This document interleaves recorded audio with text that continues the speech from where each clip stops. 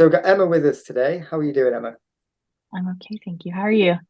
I'm good. Looking forward to this one. Yeah. Quite a young PDI, so you've got maybe a different experience to a lot of people coming into the industry. But Mm. firstly, how are you finding it? Introduce yourself a little bit and how are you getting on with the training? Well, so I'm Emma. Like you mentioned, I am 22 years old. I have been a PDI now for roughly 6 months, and I'm loving it. Genuinely, I'm having so much fun doing it. It is a constant learning curve. It keeps the grace working, just how I want it. So, yeah, I love it. I can't see myself doing anything else anytime soon. That's good. You've got your part three coming up soon as well, haven't you? Yeah, I do. So First preparing for attempt. that. The first Yeah, attempt. You got, yeah, so you've been on your, have you been on your PDI license 6 months, did you say? yeah, Have you had to get a second one then? yeah. I have had to. So Because I've just managed to apply for it. Obviously, there's no guarantee that it will come, but fingers crossed. you had one of your part threes cancelled though, didn't you, a few weeks back? So Yeah. I'm not 100% with the PDI license route and Mm. times because I didn't go down that route. Um, Yeah. but you were saying before we started filming that you're glad that you've got this option and you've gone down this route Mm. because you've taken a big risk coming into it. Do Yeah. you want to talk about that a little bit? Yeah. So I used to be a carer and love that. And then I sort of decided I wanted to be a driving instructor. I needed hours that sort of fit around that a little bit more. So I went to 111 and I was there for a month. And then I think my first week on Pink, and I came home a Friday and I was like, why am I wasting my time doing a job that like isn't going to get me anywhere when I could have so much more time to do what I really enjoy, which is the teaching. So I was like, yeah, not coming back. Sorry, but it's not working out. It was like a breakup. But yeah, no, and so it was a big leap, but I'm very happy I took it. But I do like, I wouldn't necessarily recommend it. I'm very privileged in the sense that I have really good people around me. So like they've been able to help me out when, the money's been rough and things like that. Um, so definitely if I was in a less secure situation, like with the people around me, I could have never, but now that I have done it, I'm very happy that I did do it that way because it would have been soul crushing being in another job. Ugh. So what's made you want to do this then? Well, my mom is a driving instructor back home. So I've sort of seen her do it. And actually, the first time I came with her to work, I was like, oh my God, this is not for me. I thought I was going to die. I remember we were driving over this hill and the learner, like, she took us flying. I was like, I genuinely think the car took off for a second. I was like, I cannot do this. And then I've sort of seen my mom grow her business, and I find her really inspiring. So originally, like in Norway, you have to go to uni to be an instructor. And obviously, I wasn't planning on moving to the UK. So I was like, okay, that's out of the window because I didn't want to go to uni. And when I came to the UK and found out that I didn't have to go to uni, I was like, oh my gosh, my dream is back on. So I contacted, a, I think I got like through the door or something, like through the letterbox, a little something about, oh, do you want to become a driving instructor? I was like, hell yeah, I do. And I literally called them up and I was like, hi, take me on. And they told me I had to wait for a little bit, but I got there in the end. So what is it that you need to study at uni back home? That's interesting because being a driving instructor in the UK, you need to Mm, be over 21 and had your license for 3 years, and that's about yeah. it. So is there a specific course or do you need to be a qualified teacher? Is there, So how does that work?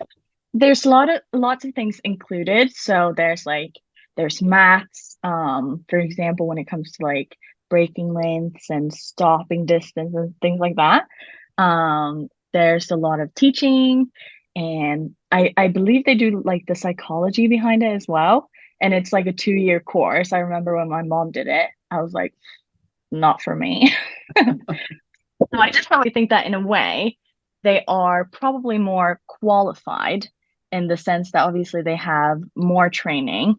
Um, but I also think that England are sort of more relaxed with it in a sense that I personally think is good because my mom obviously had it very strict. Lots of like, it takes the fun out of it. I would have never been able to do it in uni.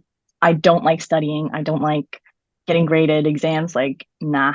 So I feel like for me personally, I prefer it over here. I think that's a better way. There's definitely benefits to doing it in Norway as well, but for me, I think I can look at my mommy and sort of take what I need. She's gone to uni for me.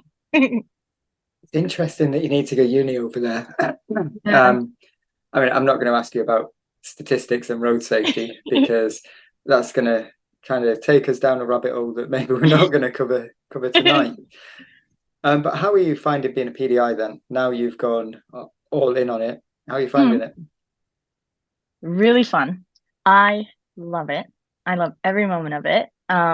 Only thing that I don't love as much is self-employment. I'm finding that intimidating at the moment. There's lots of things to sort of get my head around. But in terms of the actual job, and even now, compared to like when I first started the self-employment, I do feel more confident, more secure. But I think the job in itself, I'm just like thoroughly enjoying. I'm meeting so many cool people, and yeah, it's just like it's it's so cool when you get to sort of see people meet their goals, especially when they've been like frustrated for a little while, and then you're there to help them get over it. It's really rewarding. Yeah, that's what I enjoy with this. Like, oh, it's when you see the progression of a Mm, student is great from being nervous and you can see them all tense when they get in the driving seat for the first time. And then a few yeah, months later, or in the current climate, a year later, when they can get a practical driving test to see yeah, them pass is good. And then the freedom that it gives them when they pass and they can go out and drive and get that better job or do whatever it is they're mm, doing. So yeah, it's an enjoyable job from that aspect as well. But yeah, something for that you sure. mentioned there about being self-employed, we've Mm, not really spoke about this, I don't think, until now. But what are some of the difficulties you found being self-employed? Because I didn't get any training. I kind of just make it up as I go along with the business side of things. mm. How are you finding that then? Super intimidating. I failed maths drastically back in school twice. So I'm finding the whole like keeping the receipts and everything very intimidating. But I am going to invest in an accountant when it comes to like tax returns and stuff because I know my limitations. I do not need to get into that. But yeah, no, it's definitely scary. I'm definitely having to sort of do a lot of thinking. Um, I've tried doing like the Excel spreadsheets, but that all just confuses me. So I do I put away what I think I need to put away and a little bit more than that. And then I'm really just keeping my fingers crossed that it will work out. And if it doesn't, then I'll learn from it. So it's the accounting side that you're finding the most intimidating with being Yeah. self-employed. Yeah. Or just like the financial aspects in general. Obviously, like, holidays and pension, which I mean, I am 22. Like, I'm not ready to sort of even start thinking about that yet, but I do know I have to in the future. Um, so yeah, things like that, and just really having to prepare, um, and knowing where to sort of put my money and what to sort of do with it in order to make sure that I can go on holiday and things like that. But it is a learning curve. Have you had any training with that? Has that been anything that you've spoke to people about, or is it kind of No, like just actually. I get my lashes done and I get my nails done. So that's sort of where I've gotten my tips. Where I've been like, oh, so you're self-employed. Tell me about that. But yeah, no, in terms of other instructors, no. So scary. that's something I see a lot of. I don't know if you do on social media, especially around tax season, people asking questions. Because that was Yeah. the first thing I done. I never run a business before, but the first thing I done when I started this was speak to an accountant. Mm, Um, I was teaching for free, but I had another job. Yeah. Probably similar to you for the week that you was doing both and then quit. Yeah.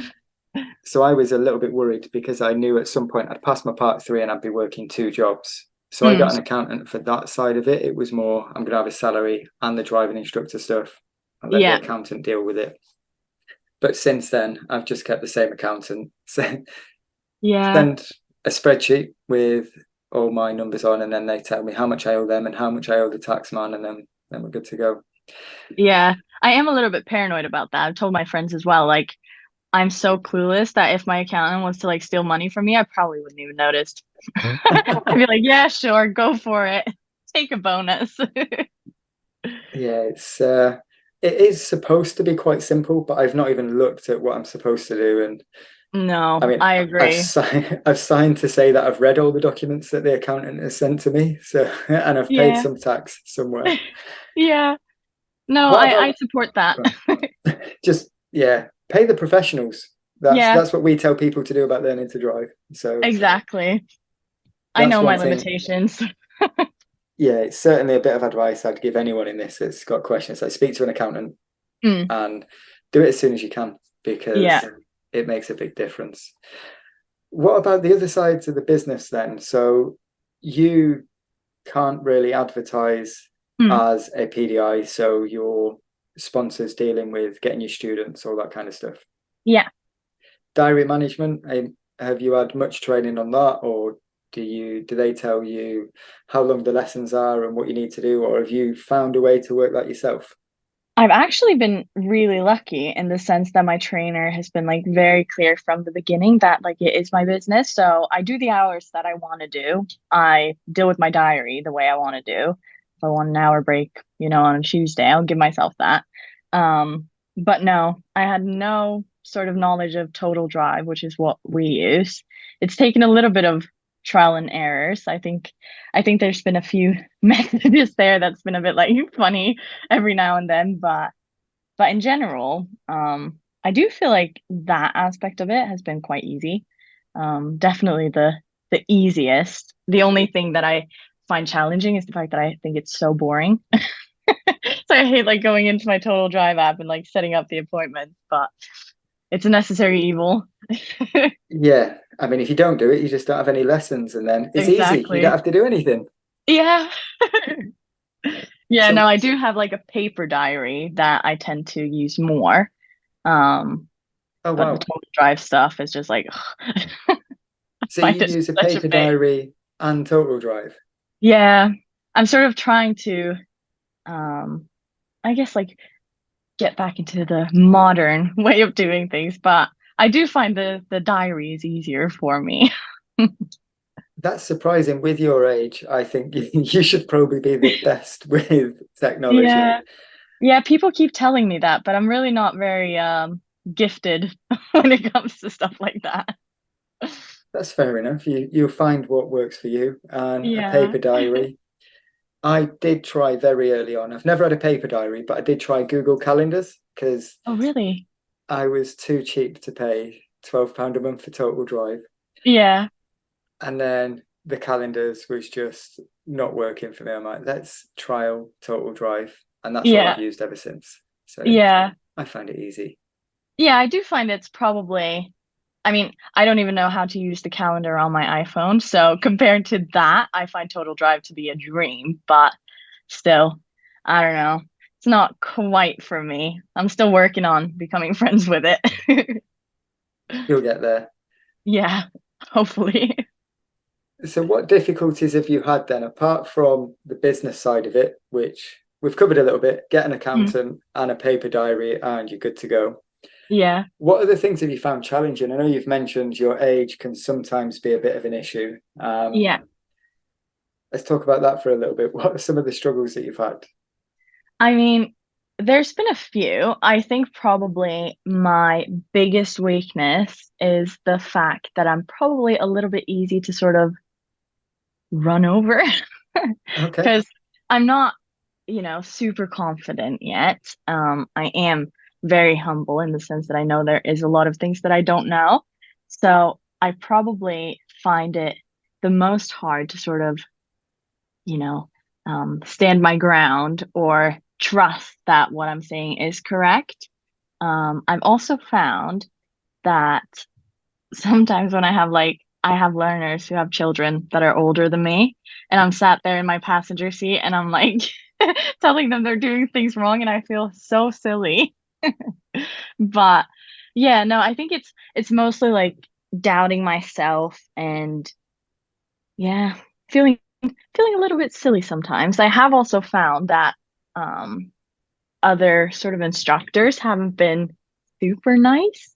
Don't know if that's just me being in my head about it, but sometimes they sort of, I don't know, been a little bit patronizing maybe. Um, Okay. yeah, but apart from that, like from a learner perspective, I feel like I've been really lucky. I feel like all my learners have been really, sort of accepting, super patient. So in that sense, I do feel like I've been lucky, but it's sort of outside the car that I find more challenging. Or like What when do I you mean have to give outside the bad car? feedback. Sorry. What do you mean outside the car? So in terms of like other instructors or like other road users, we talked a bit about road rage. So I find that I don't know if that is because I'm young, because obviously like other cars can't see that I'm sat in there being like 22, but yeah, no, things like that I definitely feel like is the biggest learning curve for me, is just like knowing to trust myself and trust my instincts really. Because a lot of the time I'm right. Yeah, I'd not thought of that when we was talking, obviously, about your Mm, age and being a PDI and some of the things that you found difficult. I'd not mm. thought that you're potentially teaching people with children older. That must be quite intimidating when you, at least the Yeah. first lesson. After that, I'm sure you're absolutely fine once you've got the first 5 minutes out of the way. Yeah. But how do you deal with that initially? I mean, honesty is the best policy.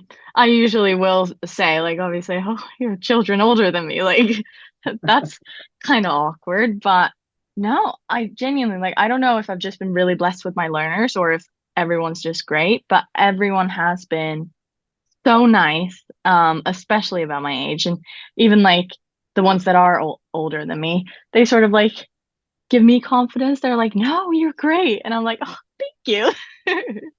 So yeah, no, I do feel like that's probably the scariest part, but it is sort of once you get over that little step, everything becomes easier. Do you find it easy with the students because you're kind of they're similar to their age? You find it quite easy to get on with them then? I would imagine the bigger the age gap, it can sometimes be teacher student, Hmm. whereas you can probably get away with more of a friend relationship as well with some of the students, Yeah, which I must do come with feel, its challenges. yeah, I do feel like that's definitely like a benefit is the fact that, and I also do make a point of it very early on that I don't want it to be sort of me telling them things. I want it to be something that we're doing together and figuring out together. Um, but yeah, no, it can be challenging as well because I know in the beginning when I first started, I was very sort of caught up with being, nice and sort of probably not setting boundaries enough, which I sort of had to learn the hard way that I actually had to do. But it is sort of that fine balance of knowing that it is a business, it's not a friendship, but also being relaxed and making the car a safe space. To me, that is the most important thing. I always say to my learners when they get in my car, that's their car. Like treat her like it was yours. And most of them do. So yeah, I've just been really lucky, honestly.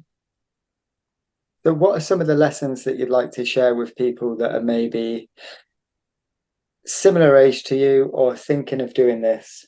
Hmm. What are some of the bits of advice and lessons learned that you'd like to share with them? Definitely. Being nice is not worth it.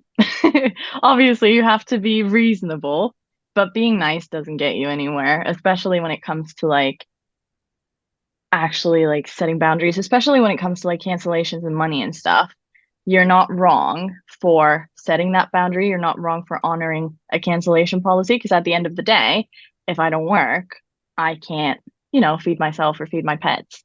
Um, so I'd say that definitely is a big thing. Just skip that entire step, because I hear a lot of people do it that way, where they've been too nice in the beginning and it sort of ends up backfiring. And then as well, just to sort of trust yourself, because at the end of the day, we have done the training that we have done. We are knowledgeable. We don't need to be experts, but we need to be aware that there is a learning curve and that we do know more than our learners do anyways, because we are license holders.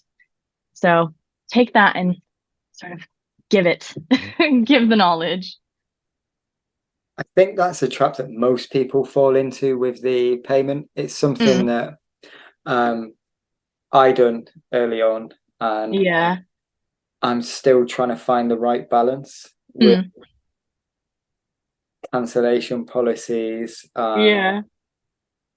It's difficult because Mm, for me, I want to build a school with a good reputation where mm, you're an approachable instructor. You're not just there for the money, yeah. but at the same point, I've got a mortgage and 3 children and now Yeah. a dog. So it's like, I need to get paid at some point. Yeah, exactly. So something I found, I don't know whether you do it.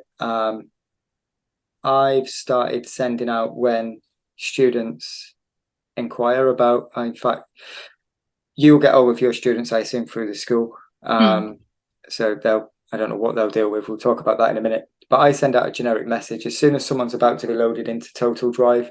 mm, I've got a generic copy and paste message that explains the key points of my terms and conditions, like the yeah. cancellation policy, basically.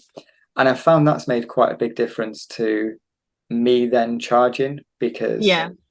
it's in a message, we've discussed it, Mm, which then makes it a little bit easier rather than just, oh, you've ticked a box to say that you've read my terms and conditions. If you'd have read this line, then you'd have seen the policy. And it's as if sometimes people might be caught off guard with it, yeah. because who actually reads terms and conditions? Oh yeah, totally. That was one thing that I decided to do very early on as well, was just to sort of make my own message where I am sort of explaining that it's not because I'm horrible. It's just because like when I don't work, I actually do not have money. Um, and sort of just other things that are sort of like nice to know. But I always do warn them. I'm like, it's a long message, but it is worth reading. That's good. So I'm guessing that's helped you with the being nice, and Yeah, running a business and trying to find the right balance. yeah, for sure. So how are you finding your training then? Are you feeling confident with everything? Have you enjoyed the training? Because there seems to be such a mixed bag of trainers out there and Mm, people that are on a PDI license and struggling. You enjoying yeah, the training that you're getting? definitely. I think that for me, I decided very early on as well that I wasn't just going to rely on my trainer. So I put in a lot of the effort by myself. Like I pay for the driving instructor TV subscription and stuff like that. So I actually do spend a lot of time seeking sort of knowledge from like Facebook and YouTube, and like there's so many knowledgeable people out there. So I didn't want to rely on just one perspective.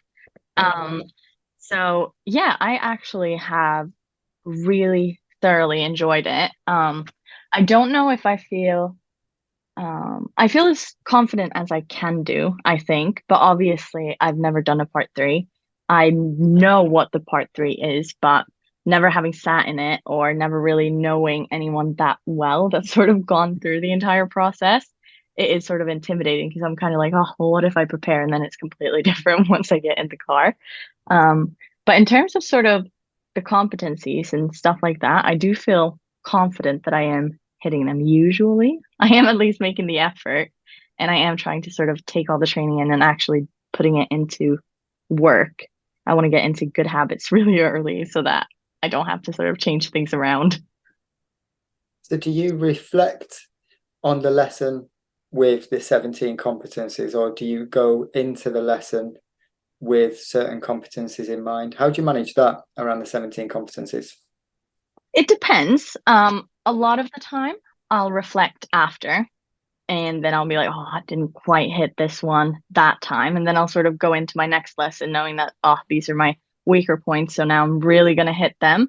And that way I've sort of like tried to build a little brick house and sort of just like get the pieces as I go. And then sometimes I'll get into a habit of only hitting the ones that I didn't hit and then all the other ones go out the window. So yeah, it is a learning curve, but it's fun. Have you had any areas that you struggled with through doing that? I noticed a pattern with some of mine when I was training, but have you had any areas that you've struggled with the teaching and the competencies? I think in the beginning, I really struggled with adapting. I thought that was such a big word. And then I went on a journey with my trainer, and it was something as easy as my learner hadn't seen a speed sign. And he was like, well, why don't you adapt and bring them back, see if they can find it the second time around? And I was like, oh my God, that's how easy. Or like even when they ask a question, answering that is actually adapting the lesson because it's responding to a need that they're showing there and then. But apart from that, I don't feel like there's been any competencies that I've struggled with more than the other. But what I have found is that if one's lacking, it tends to snowball, which is difficult. Yeah, I didn't do much focus on the seven. I done a little bit, but not much before my first part three. Mm, But then from my first part three to my second, when I failed one, I really focused on the competencies and tried to make them make sense and reflected after pretty much every lesson. yeah. And that made a big difference going into then my next part three, which was good. Mm. So it's interesting to hear that that's what you're doing. Is that advice that you've been given from your trainer or picked up from somewhere, or is it something that you've kind of taken on yourself to implement with your lessons? For me, I just figured it was the natural thing to do, just because obviously that's how we get marked. So I was like, well, I need to understand it and then I need to do it. So for me, it was just, it came natural, but I probably would advise other people to do the same because I do think it's good. Yeah, like it made a difference to me because my first one, I was aware of them, but Mm, not really focusing on them. And then my training, I got some stuff from it, but I don't think as much as maybe I needed. Um, yeah. I might have been better prepared if I'd have gone on a PDI license, but coming from a teaching background and not wanting to sign up to a 2-year franchise deal, I was we'll make it up and we'll see how we get on. It didn't quite go to plan, but we passed second time, so it's all right. Yeah, it's all a learning curve. So have you thought much about the student you're going to take for your part three yet, or is it too far in the distance to I deal mean, with that? at the moment, it's definitely too far in the distance. Because my last part three was canceled just like a little less than a week before my part three was, I had everything planned down to a T, as much as you can for part three. Um, so this time I've sort of taken a bit more of a relaxed approach just because the last time I put in a lot of effort and it didn't really work out. I do have a few learners in mind, but obviously it's all about picking the right learner. And I have one learner in particular that I'd love to take, but I don't know that it would be the right thing for them because they are a pretty nervous learner. So you sort of have to take that into account as well, like whether or not it will benefit your learner. That was a big lesson I learned. My first one, I'd taken a nervous-ish student Mm, and tried to make my part three about how much I knew. yeah. So it became me showing the examiner, look, I know all of this stuff, and it didn't go to plan. And Mm, then my second one was about the student. It was a slightly more confident student, yeah. so that helped. But we can move on now. We've been through your training a little bit, but the reason I think we ended up talking was around a road rage incident that you had. Yeah. Maybe we can talk about that because I've been fortunate. I've not been involved in any serious accidents on the road. And like you said, you're not sure it was road rage, but it was someone trying to get past you, going faster than maybe they should have been. So what Yeah. happened with the accident then? Well, so basically we were approaching a roundabout bless my learner. I felt so bad for her because roundabouts was one of those subjects that she really struggled with, and we just could not get it right. When we get to this roundabout, her positioning is great, her indicator's great. And then I just see this van come behind us and he's going really fast. So I'm sat there sort of looking in my mirrors thinking like, there's no way. And then I sort of had to like make an assessment. Do we keep going or like sort of what are we going to do? So I was like, well, I think our best bet is to sort of keep going and sort of follow his course. Unfortunately, because he was going a lot faster than we were, we didn't really have the time to sort of catch up to what he was doing. So he crashed into us, tore my bumper off. Bless my learner. She was like, "Was that me?" I was like, "No." And she was like, "Oh, I finally did it right." I was like, "I know it's not fair." But yeah, no, she was probably the best learner I could have taken to a crash. She was very calm and she had been in a similar situation with her mom once. So she was Okay. like, she knew what to do immediately. She stopped the car and she actually took a photo of the car's registration plate because in her mom's incident, the car that hit them had just sort of drove off.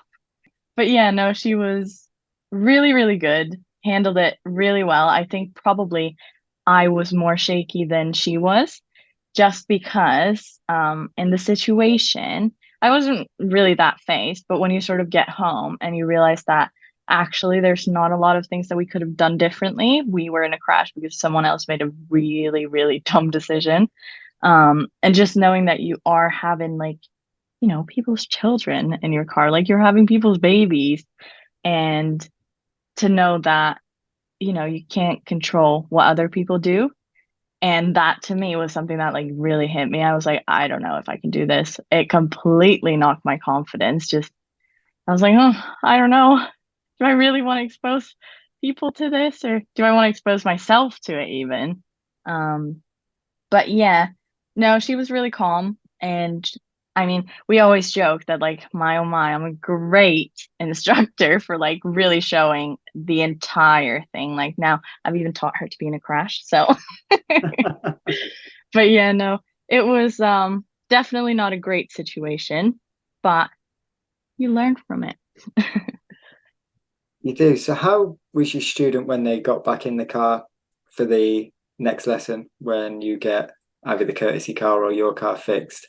How was she getting back on the road? She was actually pretty okay.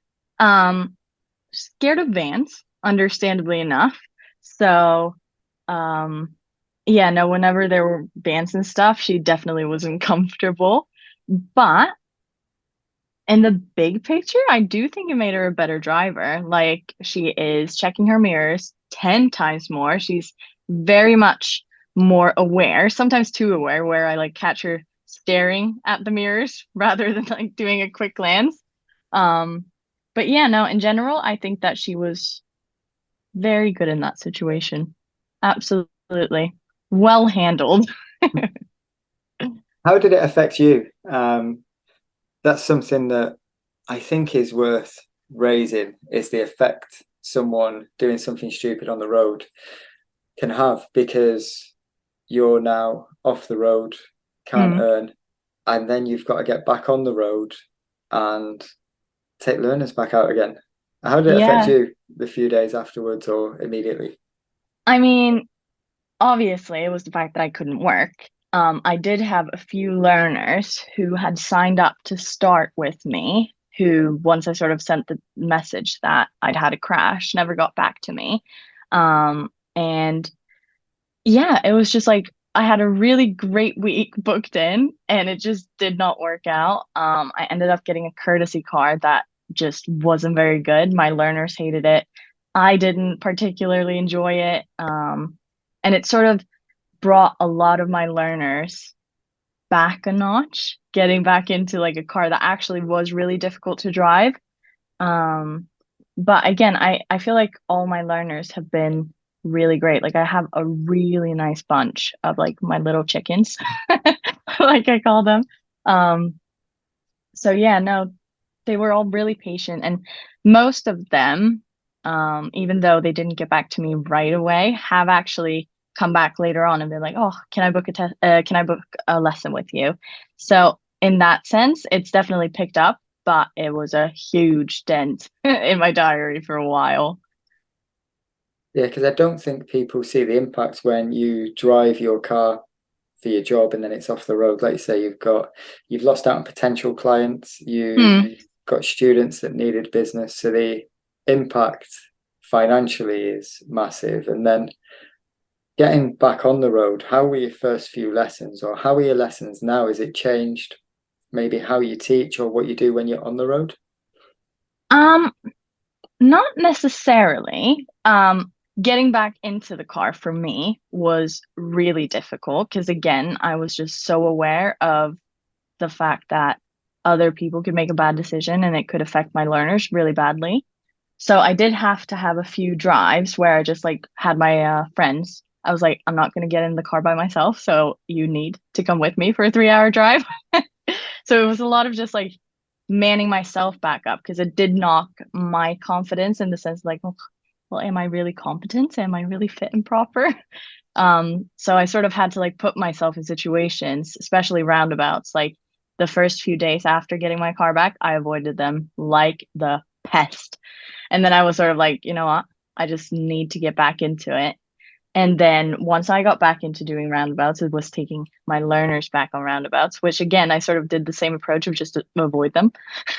And then I kind of realized that, well, I can't really go through this job if I'm not teaching roundabouts. So what I did for my first getting back into roundabouts was take a learner that I know is really competent, and sort of has some experience driving a motorbike. So I knew they sort of knew the ropes of it, which then let me calm down as well. So sort of putting a lot of trust in my learner, but also then trusting myself that actually like we could just make it simple, do some left turns, and then eventually it just sort of once you got over that step, it was way easier. But no, it did take some time. I had to call my mommy a few times where I was like, I don't think this is for me. But no, I definitely think that as well, having something like that so early in my career benefit in the sense that um I can get through it. Like I feel You like you cut out then, you disappeared for a sorry. second. Yeah, no, I feel like it's definitely an advantage that it's happened as early as it did in my career because it did sort of let me see that I can get through it. And it did sort of give me that harsh sense of reality very early on where I was like, okay, this could be sort of the next however many years of my life. Like this could happen loads of times. Do I really want to get through that? And I decided I did. And here we are, Here preparing we are. for your part three and becoming an ADI and doing it forever for the next 40 years. Yeah. And now I drill my learners on roundabouts. That's my favorite thing to teach now, where I'm like, let's just get on these roundabouts, make sure that we do them properly. Yeah, I had one, I told you about it, a scooter deliverer, Uber Eats, whoever they was, going to the back of us, coming off a roundabout because my student had to stop. And that's something now that I use as a learning point for Mm, pretty much all of my students when they start questioning, why do I need to check my mirrors so much? And then I yeah. can be, well, this one time on a lesson, Yeah. someone didn't get their kebab on time.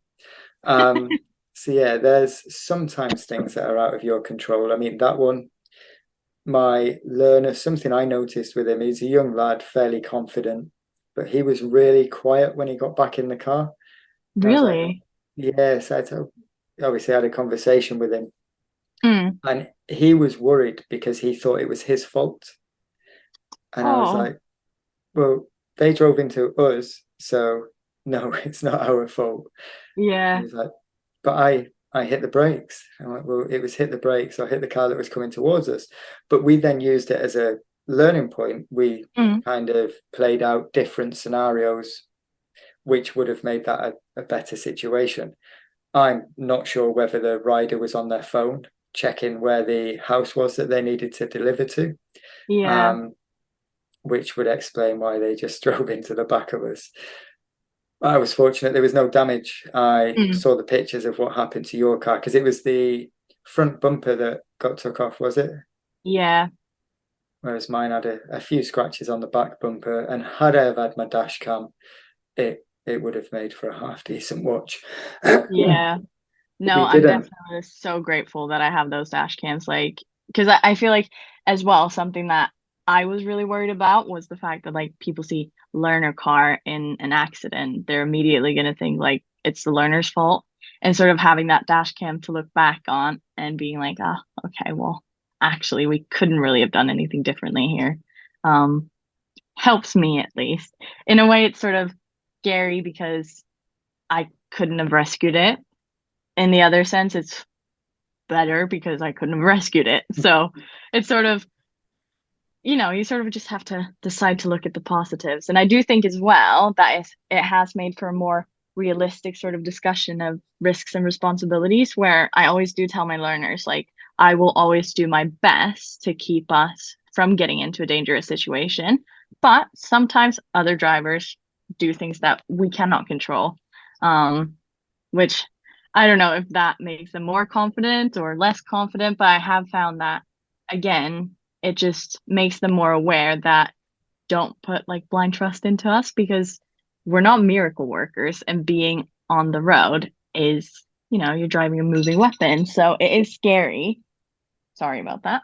So it is scary, but we can sort of control how scary it is to the best of our abilities. That's something that is I find difficult Mm, with my students at times. Is like yeah, say, trust in other road users. Someone yeah, might be indicating, might be signaling, yeah, and it always makes it difficult because at times the only way you're getting out of a busy junction is trusting the signal, yeah. and then all of a sudden someone doesn't go the way that they say they're going. So it's Mm, an interesting balance trying to find and keep everyone safe. I have been involved, not well, a minor incident on a lesson, but I've been involved in two accidents while I've been driving as well. Neither of them mm. my fault, disclaimer, Yeah. completely the other person's. But when you're on the road, then do you find that you have a lot of people trying to rush past you as a learner? I know we've spoke about it, and you seem to be on the wrong end of a lot of abuse I on the feel like road. I'm on the wrong end. Yeah, no, definitely. There's especially for me, I feel like driving with the top box on is like putting a target on my back. Like the second that top box comes on, um, people just do weird stuff. Genuinely weird, weird stuff where I'm not the best driver in the world, but I ain't that bad. So sometimes I'm kind of like, gee, calm down. And I do find that the second that roof box comes off, that also traffic around me calms a lot more. But yeah, I've had like learners be undertaken on like mini roundabouts or like in turns, or someone's come um sort of they've overtaken, and I'm always like, get on your brake because we want to make that as short as possible. We don't want to sort of force them to move like a really long distance, and they just like cut in right in front of us. Like there's been so many things, or like my learners stall at a junction and you see them, because a lot of my learners, I don't know if you have the same thing, but a lot of my learners get very focused on the center mirror when we stall at a junction, and then they're like, oh my god, they're giving me the finger or they're laughing, and it's just like ugh. Or like the famous long beep when they like stall and they just like stay on the two, and it's like that's not gonna help us out. It does make me question their kind of motives when they're beeping at a learner that's stalled at traffic lights and then Yeah, they beep. I always question, do they not realize that we've stalled, or do they think beeping is going to make us go faster? It's yeah, an interesting take on a learner that's nervous. Let's make them more nervous and yeah. give them some abuse, which is a No, I shame. feel the same. Like surely, I mean, logically in my head, if someone's stalled, my goal is to sort of get moving as fast as possible. I know for a fact if I stay on that beeper, no one's going to be moving. So, I mean, I don't understand the thinking, but hopefully I can keep my learners from thinking that way. And I always do tell my learners, if you can survive being a learner, you can survive anything. That's a good tip. I mean, I don't know whether it's the area or what, but I don't seem to get it too bad. I do have the occasional people doing stupid things, but I don't use a top box. I only use L plates. Mm. So do you find that there's a difference if you're driving the car with the top box on, you're still getting abused, or is it? Yeah, it's literally Yeah. the second that top box comes on. And like I said, I ain't that bad of a driver. Like, I mean, I did pass my part too. So, I mean, I feel like I feel like I'm a pretty good driver. So sometimes I do get my feelings hurt a little bit. I'm like, It's whoa. interesting that you're still experiencing it with the top box on and you driving. Mm, Because I tend to just leave my L plates on most of the time. How do you yeah. deal with it with your students then? Because some of them, maybe not all of them, but some of them, it must get to them if Mm. they experience either someone beeping at them or road rage. How do you help your student with that? Well, usually I do just try to sort of get that understanding of you cannot control what other people do, but you can control how you react to it. Um, so a lot of the time, the first thing I find, like when we do junctions and stuff, is like, okay, so what if we stall now? What do you think other drivers might feel? What do you think other drivers might do? And how's that going to make you feel? And then usually it will be like, oh, stressed or I want to get away. Okay, so if we do that, then what's going to happen? Well, we're going to stall. Um, so normally I find that sort of incorporating that factor very early on is important just so that they can know that actually stressing isn't going to get me anywhere. I just have to trust in my own abilities because you can't control. You're not going to, if someone wants to beep, you're not going to stop them beeping by, putting your nice indicators on and being like, please don't, like they are going to beep, but we can control our role in it and making sure that we don't do anything dangerous as a response to it. I also find that a lot of drivers probably comes from a good place, but where we come to a junction, they'll flash their lights and wait, which again stresses my learners out, stresses me out, where it's like, okay, so don't worry, like if you need to wait, just wait. You don't want to do anything dangerous just because someone else told you you could go. So, yeah, no, it's definitely just making it learning opportunities to the best of our abilities. And I'm always like, you know what? Don't let anyone bully you. You wouldn't let anyone bully your friend. Do not let them bully you. That's a good tip, especially incorporating it all quite Mm, early on, like the what if scenarios and the hypothetical things, because then when it does happen, they're almost prepared for it and it's hopefully not going to phase them too much, which mm, is good. yeah. Um, so we will move on. We've done a little bit of struggles that you've had. Mm. Um, Positives. What things are you enjoying about the job? What what do you I think is going to mean, make people come and do it? And especially the younger generation coming into being driving instructors. What's good about it? everything. Like, genuinely, I know I said self-employment and everything is scary, but actually having that independence and like, I don't like having a boss. I don't like having people tell me what to do. I like being my own boss and sort of having that independence. And also, just like, I get the nicest messages from like parents, or I get the nicest messages from learners. There's been a few times where I've sat in on tests with people who, failed in the past and they're really low on their confidence.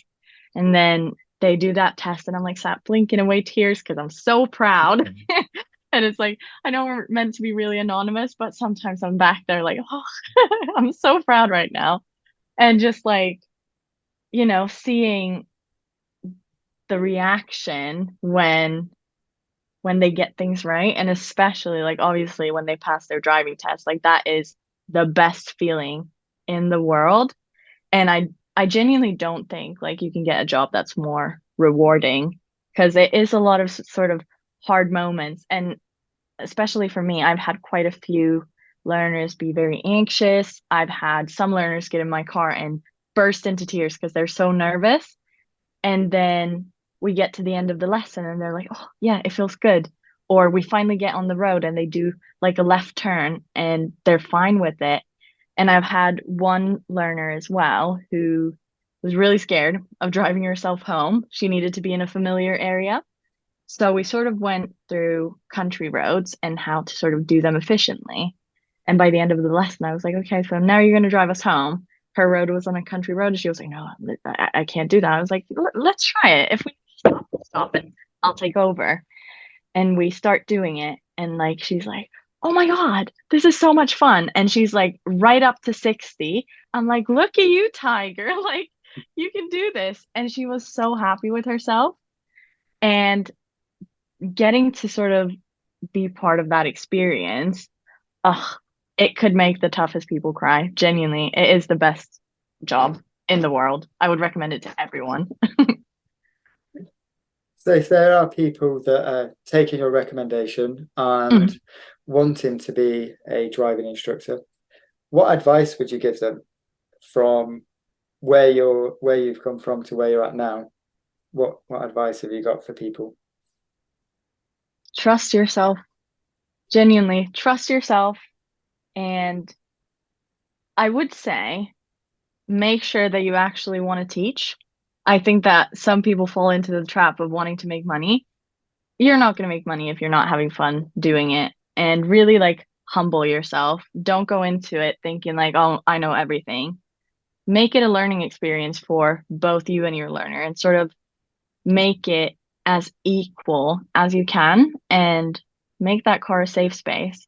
My main priority is for them to enjoy driving as much as I do. Um, and yeah, it's worth putting in the effort, definitely.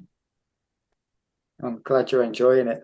Is there anything else that you'd like to add? You can see your passion. It's great. Good. Is there anything else you'd like to share before we? I don't know Not how that I long can we've been think going. I of. never do. No, not that I can think of. What about you? Do you have any good tips for the rest of us? Um, I think you've covered a lot of it. I think people need to come into this. It seems to be marketed quite a lot on you can earn a lot of money working the hours that you choose.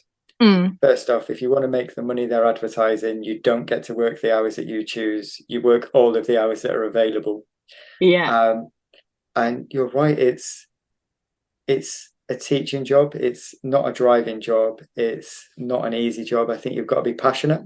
Mm, You've got to get on with people and find trainers that work well with you. mm, It's difficult if you go down certain routes and you can only have the trainer that you get given.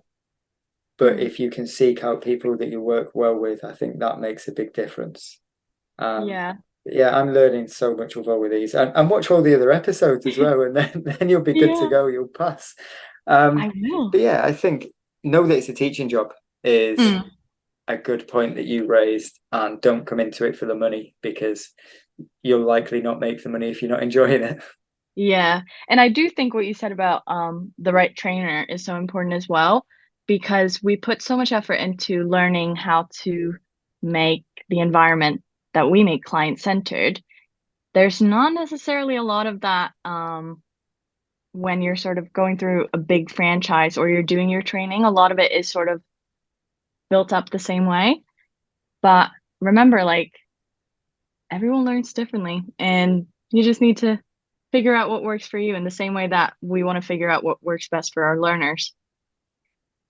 Yeah, that's something that I'm more aware of now. Well, not unfortunately. Fortunately, I'm already qualified, but I Yeah. think if I'd have known when I started the process what I know now, I'd have done things a lot differently and a lot Mm, more research. From the sounds of it, you've done a lot of research because you you mentioned that you was with a school and then changed and you're really enjoying where you're at now and mm.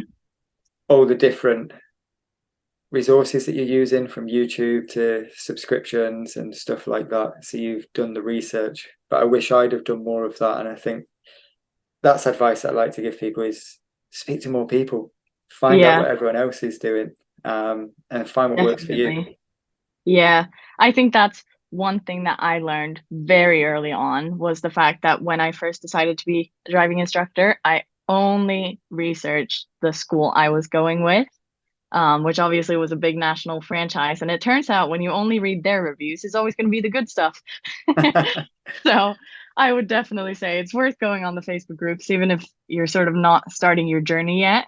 Go on the Facebook groups and sort of see what advice other people have to offer because it probably could have saved me a lot of money if I did that a little bit earlier. Yeah, see, my research was a little bit more varied than that. I spoke to the top 4 on Google, all big Oh, driving schools, and then just went with the cheapest one. yeah, Because I figured 40 hours, it's all going to be the same. So I'll pay as little as I can for it. And yeah. in hindsight, I probably would have spent a little more money, in all honesty. Mm, But I think I'd have been put in a better position than what I was. So yeah, yeah, research more than one company and more definitely. than the top 4 on a Google search. And don't Yeah, go with the cheapest. I think that's the best advice. At the end of the Oh, day, if it is something you want to make a career out of, it is worth taking the time in the beginning to figure out how you want to start it. Definitely. and I think people as well, I don't know whether you feel this, it's if you are on a route with a school or with someone, Mm, it's your business. At yeah. the end of the day, you're self-employed. So if you're not getting on with your trainer or you're signed in to do X amount of training, I mean, I might be wrong, but I'm fairly certain there's nothing stopping people reaching out to other trainers and getting advice from other people because you might Mm, find that you work better with them. And like you said, it's your career. It's yeah. so only you know what's best for you. Um, it's a shame that so many people get to the end and they don't realize that there is other options and more people out there to help them. So it's Yeah. good to hear what you're doing, and hopefully people can go away and look at the Driving Instructor TV, maybe find some of the YouTube stuff that you're watching, and Mm, it'll help them on their way. It's been good. I've yeah. appreciated your time tonight. Really enjoyed it. Thank you. You too.